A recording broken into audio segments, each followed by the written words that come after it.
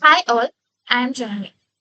As we all know, India is the world's fastest growing major economy. But for the long time, we faced a confusing paradox. As our GDP went up, female workforce participation actually went down.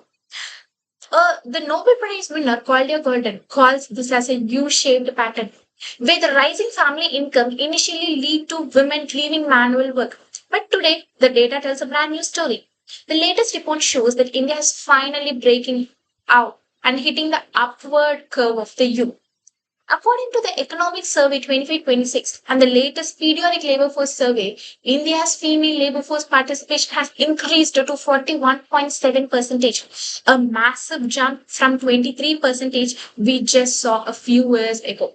In rural India, women employment has also been grown by an incredible amount of 96 percentage. The World Bank notes that if India can close this gender gap further, we could add an extra 1% to our GDP growth every single year. That is the difference between being a developing nation to becoming a global superpower by 2047. However, the report also highlights a major structural drag, time poverty. The Time Use Survey shows that Indian women spend at most 363 minutes a day on unpaid domestic work, while the men spend only 123 minutes.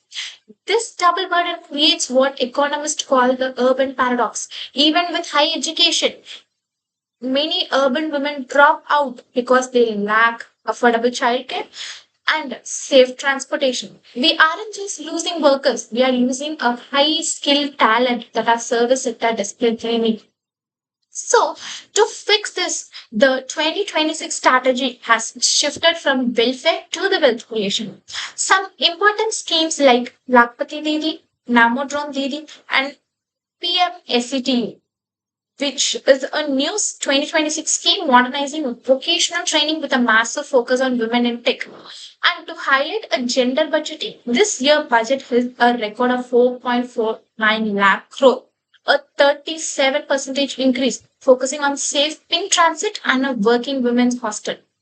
So, from this report, it is clear that India's Viksit Bharat mission cannot fly on one wing. Moving from women's development to a women led development is an ultimate economic multiplier.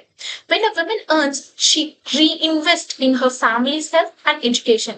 When she grows, India grows. This isn't just a social goal, it's a most important economic strategy for our future. Thank you.